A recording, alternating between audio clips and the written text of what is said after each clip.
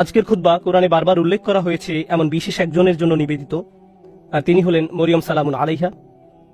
আমি তার জীবনের কিছু বিষয় নিয়ে আলোকপাত করতে চাই যা আল্লাহ আজ্জা ওয়া জাল্লা কোরআনে তুলে ধরেছেন। আজকের এই আলোচনাটি এই সপ্তাহে একজনের প্রশ্ন দ্বারা অনুপ্রাণিত। একজন আমার কাছে এসে বলল, বাল্যকাল থেকে আল্লাহ আজ্জা ওয়া জাল্লার সাথে তার গভীর সম্পর্ক ছিল। খুব অল্প বয়স থেকে সে আল্লাহর নিকট দোয়া করত, এমনকি কিশোরী বয়সেও তাহাজ্জুদ পড়ত, এমনকি কিশোরী বয়সেও যখনই সে আল্লাহর নিকট কিছু চাইতো আল্লাহ তাকে তা দিত। এই ব্যক্তির আসলে খুব কঠিন এক জীবন ছিল। অল্প বয়সে বাবাকে হারান, কোনো ভাই নেই, এবং খুবই একাকিত্বের জীবন কাটিয়েছেন এবং সিদ্ধান্ত নিয়েছেন সত্যিকার অর্থে আল্লাহর উপর তাওয়াক্কুল করে থাকবেন। যখন সে এভাবে বড় হতে শুরু করলো, সে দেখতে লাগলো যখনই সে আল্লাহর কাছে কিছু চাইতো আল্লাহ অলৌকিকভাবে তার সকল প্রার্থনার জবাব দিত। যখনই সে আল্লাহর কাছে কিছু চাইতো আল্লাহ কখনো তার দুয়ার জবাব না দিয়ে থাকেননি। এভাবে সে আল্লাহর উপর নির্ভরতা এবং নৈকট্য বাড়িয়ে তোলে। যখনই তার কিছু দরকার হতো সে 2 রাকাত নামাজ পড়ে আল্লাহর কাছে তা চাইতো। তো তার আসলে এই আল্লাহর সাথে খুব সুন্দর একটা কানেকশন ছিল। তাহলে এখানে প্রশ্ন কোথায়? প্রশ্ন আসে এই ব্যাপারটা থেকে যে সম্প্রতি তার জীবনে সে অপ্রত্যাশিত কিছু কঠিন সমস্যার মুখোমুখি হয়। তাই সে আল্লাহর প্রতি ইবাদতের পরিমাণ আরো বাড়িয়ে দেওয়ার সিদ্ধান্ত নিল, দুয়ার পরিমাণও বাড়িয়ে দিল, কারণ তার সমস্যা বৃদ্ধি পেয়েছে। সে ভাবলো সমস্যা যেহেতু বেড়েছে তাই আল্লাহর কাছে সমাধানের জন্য দুয়ার পরিমাণও বাড়াতে হবে। তাই সে এমনটা করলো। সে এত বেশি নামাজ পড়লো, এত বেশি পরিমাণে রোজা রাখলো যে জীবনে কখনো এত রোজা রাখেনি। আল্লাহর কাছে কাকুতি মিনতি করত, কান্নাকাটি করত, যেভাবে সে পূর্বে কখনো করেনি। কিন্তু সমস্যা আরো খারাপ হতে থাকলো, পরিস্থিতির কোনো উন্নতি হচ্ছে না। তখন সে মনে মনে ভাবতে লাগলো, মনে হয় আল্লাহ আমার উপর খুশি নয়, কারণ আগে আমি দোয়া করতাম আর সব দোয়ার উত্তর পেতাম। আমার আগে তো এই সমস্যা ছিল না। যখনই আমার কিছু দরকার হতো আল্লাহর দিকে ফিরতাম আর আল্লাহ আমার সমস্যার সমাধান করে দিতেন। কিন্তু এখন আমি দোয়ার পর দোয়া করেই যাচ্ছি, আল্লাহর কাছে ভিক্ষা চেয়েই যাচ্ছি, আমার সমস্যার কোনো সমাধান হচ্ছে না, শুধু আরো খারাপ হচ্ছে। এর কারণ কি হতে পারে? তার মাথায় এই ধারণা ঘুরতে থাকলো, নিশ্চয়ই আমি ভুল কিছু করেছি। আল্লাহ আর আমার দুয়ার জবাব দিচ্ছেন না, কারণ কোনো কারণে আমি অযোগ্য হয়ে পড়েছি। আল্লাহর ভালো মানুষের তালিকায় আমি আর নেই। আমি এই খুতবা দেওয়ার সিদ্ধান্ত নিয়েছি কারণ সমাজে এই ধরনের চিন্তা খুবই কমন, যা একজন মানুষের মাথা নষ্ট করে দিতে পারে। আমরা দোয়া করি আর আমরা আশা করতে থাকি আল্লাহ আজ্জা ওয়া জাল্লা আমাদের একটা উত্তর দিবেন, আল্লাহ আমাদের সমস্যা সমাধান করে দিবেন। মূলত 2 ধরনের দোয়া আছে আমাদের অধিকাংশের জন্য।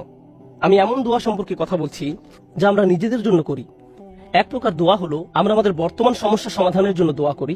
আমাদের সমস্যা আছে, কিছু পরিস্থিতিতে আটকা পড়ে গেছি, আমরা চাই আল্লাহ আমাদের আরো খারাপ কোনো সমস্যায় পড়ে যাওয়া থেকে রক্ষা করুন, আমাদের ভালো যা আছে তা যেন তিনি রক্ষা করেন, ইত্যাদি। আর অবশ্যই আমরা আমাদের ভবিষ্যতের জন্য দোয়া করি, আমরা নিজেদের জন্য দোয়া করি, সন্তানদের জন্য দোয়া করি, এখন সবকিছু ভালো আছে, ইয়া আল্লাহ এভাবেই যেন থাকে। এই ধরনের দোয়াগুলো আমরা নিজেদের জন্য করে থাকি। যে বিষয়টির উপর আজ গুরুত্ব আরোপ করতে চাই, আগের একটি খুতবা এটা নিয়ে আমি কথা বলেছিলাম, কিন্তু আজকের খুতবাটি কিছুটা ব্যতিক্রম। এই জন্যই আমি মরিয়ম সালামুন আলাইহাকে বাছাই করেছি। শুরুতে সবাইকে একটা ব্যাপার স্মরণ করিয়ে দিতে চাই, আপনার দুয়ার উত্তর তাৎক্ষণিকভাবে পাওয়া যাক বা না যাক, এর সাথে আল্লাহ আপনার উপর সন্তুষ্ট আছেন কিনা তার কোনো সম্পর্ক নেই। এর কোনো সম্পর্ক নেই তার সাথে। এই দুইটার মাঝে কোনো সংযোগ নেই। আর যদি কোনো সংযোগ থাকতো তাও আপনি জানতেন না। কারণটা কি? আপনারা জানেন, আমরা সবাই জানি নূহ আলাইহিস সালামের কথা, যিনি খুবই স্নেহময়ী পিতা ছিলেন। তিনি দাওয়াত দিয়েছেন 950 বছর যাবত। কল্পনা করতে পারেন? আপনাদের কি মনে হয় তিনি তার সন্তানের জন্য দোয়া করেছেন? তিনি তার স্ত্রীর জন্য দোয়া করেছেন? নাকি তাদের ব্যাপারে কোনো পরোয়া করেননি? যিনি তার জাতির জন্য এতটা যত্নশীল হতে পারেন, তারা তাকে থুতু নিক্ষেপ করেছে, অপমান করেছে, তারপরেও তিনি আবারও তাদের কাছে গিয়েছেন। এভাবে 950 বছর যাবত। আপনাদের কি মনে হয় তিনি নিজের ছেলেকে উপেক্ষা করেছেন, নিজের স্ত্রীর কথা ভুলে গেছেন? তিনি তাদের জন্য বছরের পর বছর দোয়া করে গেছেন, তারা নিজেদেরকে পরিবর্তন করেনি। ব্যাপারটা কি এমন নয়? তিনি কি নিজেকে এভাবে দোষ দিয়েছেন যে মনে হয় আমার দাওয়াতটা ঠিকমতো হয়নি, তো আমার আর দোয়ার প্রতি কোনো গুরুত্ব দিচ্ছেন না? আলোচনাটা এভাবে শুরু করার কারণ হলো ওই মানুষগুলো আমাদের চেয়ে অনেক উত্তম ছিলেন, তাদেরও একই রকম সমস্যা ছিল। এখানে এমন অনেক পিতামাতা আছেন যারা সন্তানদের জন্য প্রতিনিয়ত দোয়া করে যান, কিন্তু তারা দেখেন সন্তানরা ধর্ম ছেড়ে চলে যাচ্ছে, তারা অন্ধকার পথে হারিয়ে যাচ্ছে, আর তারা এটা নিয়ন্ত্রণ করতে পারছে না। নিয়মিত দোয়া করে যাচ্ছেন কিন্তু দোয়ার কোনো উত্তর দেখা যাচ্ছে না। ফলে তারা হতাশ হয়ে পড়ছেন, আমি কি ভুল কিছু করেছি? আল্লাহ কেন উত্তর দিচ্ছেন না? আরে আপনি তো একা এমন পরিস্থিতিতে পড়েননি। আমাদের রাসূল সাল্লাল্লাহু আলাইহি সাল্লাম প্রচুর দোয়া করেছেন। আপনার কি মনে হয় না যে তিনি তার চাচার জন্য দোয়া করেছেন, তার পরিবারের জন্য দোয়া করেছেন? আপনার কি মনে হয় না তিনি আবু লাহাবের কথা বিবেচনা নেননি? যদি তিনি দোয়া করে থাকেন, তার সকল আবেগপ্রবণ দোয়া সত্ত্বেও আল্লাহ আজ্জা ওয়া জাল্লা তাকে বলছেন, ইন্নাকা লা তাহদি মান আহবাবত। আমাদের মাঝে এমন অনেকেই আছেন, এমন অনেক সন্তানেরা আছেন যারা আশা করেন তাদের পিতামাতা বা বড়রা যদি আরেকটু ভালোভাবে আল্লাহর পথে চলতো।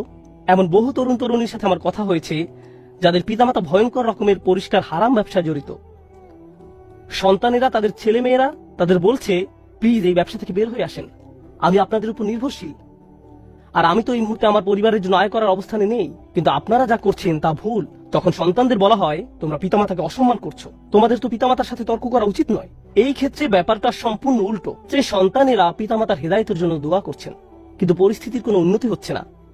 এর বাহিরেও কারো হয়তো ভয়ঙ্কর অসুস্থতা দেখা দিতে পারে, স্বাস্থ্য সংক্রান্ত চরম দুর্দশাও আসতে পারে, অথবা চাকরি খুঁজে পাচ্ছেন না, অর্থনৈতিক সমস্যায় আক্রান্ত, আর আপনি আল্লাহর কাছে দোয়া করে যাচ্ছেন, মনে মনে বলছেন, আমি তো গত বছর ইতিকাফও করেছি, আমি দোয়া করেই গেছি, সারা রাত সিজদায় পড়েছিলাম, এরপরেও আমার সমস্যা রয়ে গেছে, এরপরেও কোনো সমাধান আসেনি। সবার আগে আমি আপনাদের সবাইকে মনে করিয়ে দিতে চাই যে নবীরা, তাদের সকলেই, আমাদের বহুকাল পূর্বে যারা এসেছিলেন, আল্লাহ অনবরত তাদের দোয়ার কথা কোরআনে উল্লেখ করেছেন, তাদের সমস্যাগুলোর কথাও কোরআনে বারবার উল্লেখ করেছেন।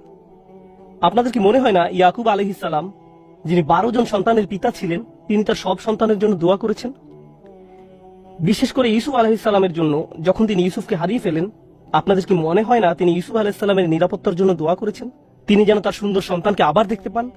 আমরা জানি তিনি এত বেশি কেঁদেছিলেন যে দৃষ্টিশক্তি হারিয়ে ফেলেছিলেন, অবিয়াদ্দাত আইনাহু, এবং দুঃখে তার চক্ষুদয় সাদা হয়ে গেল। তার এত বছরের দোয়ার কোনো উত্তর পাওয়া গেল না, কিন্তু পরিশেষে উত্তর পাওয়া গেল। আপনাদের কি মনে হয় না যখন মুসা আলাইহিস সালামের মা নিজ ছেলেকে পানিতে ভাসিয়ে দেন, আর দেখতে পাচ্ছেন যে স্রোতের টানে বাক্সটি হারিয়ে যাচ্ছে, বাক্সটি যে কোনো সময় উল্টে যেতে পারে, আর কিভাবে জানেন যে বাক্সটি ওয়াটারপ্রুফ, পানি প্রবেশ করবে না? কিভাবে জানবেন যে এটি পাথরে আঘাত পেয়ে ভেঙে যাবে না? আপনি নদীতে ফেলে দিচ্ছেন একটি বাচ্চাকে, নদীতে। আপনাদের কি মনে হয় না যে মুসার মা আল্লাহর কাছে দোয়া করেছেন? এই দুই দোয়ার ক্ষেত্রে পার্থক্যটা লক্ষ্য করুন। মুসা আলাইহিস সালামের মায়ের ক্ষেত্রে তিনি আল্লাহর কাছে দোয়া করেন, তিনি তার ছেলের সাথে আবার একত্রিত হন ঠিক কয়েক ঘন্টা পর। বাচ্চার পরবর্তী খাওয়ার সময় হওয়ার মধ্যেই সে আবার তার মায়ের দেখা পায়। আর অন্যদিকে ইউসুফ আলাইহিস সালামের ক্ষেত্রে তিনি তার পিতার নিকট থেকে বিচ্ছিন্ন হয়ে পড়েন, কিন্তু বহু বছর যাবত তিনি তার পিতার দেখা পাননি, অনেক অনেক বছর যাবত। আমরা জীবনে সমস্যার মুখোমুখি হব, আর আল্লাহর কাছে দোয়া করার সাথে সাথেই আমাদের সমস্যার সমাধান হয়ে যাবে না। দোয়ার বাস্তবতা বোঝার চেষ্টা করুন। দোয়ার উদ্দেশ্য কি? আমরা প্রায় দোয়াকে তলাবের সাথে গুলিয়ে ফেলি। আরবিতে তলাব মানে কোনো কিছু তালাশ করা, কোনো কিছু দাবি করা, আর দোয়ার আক্ষরিক অর্থ হলো ডাকা, এটাই এর অর্থ। দাআতুকুম মানে আমি তোমাকে ডেকেছি, আমন্ত্রণ জানিয়েছি, এটা হলো দোয়া। আমরা যখন আল্লাহর কাছে দোয়া করি, মাঝে মাঝে আমরা ওই দোয়ার মাধ্যমে আল্লাহর কাছে দাবি জানাচ্ছি, এটা সত্য, আমরা অনুরোধ জানাচ্ছি, কিন্তু আমাদেরকে এই ব্যাপারটা ভুলে গেলে চলবে না যে দিন শেষে আমাদের সব অনুরোধ, সেগুলো হলো আল্লাহর একজন বিনম্র দাস আল্লাহর দিকে ফিরে নিজের সমস্যার সমাধান ভিক্ষা চাচ্ছে। কি সেগুলো? আপনার সমস্যার সমাধান হওয়ার চেয়েও আপনি যে আল্লাহর সাথে যোগাযোগ করছেন, এটাই এখানে সবচেয়ে মূল্যবান বিষয়, এটাই দিন শেষে মূল লক্ষ্য। আপনি যে আল্লাহর সাথে কথাবার্তায় যুক্ত হয়েছে, এটাই দিন শেষে মূল লক্ষ্য।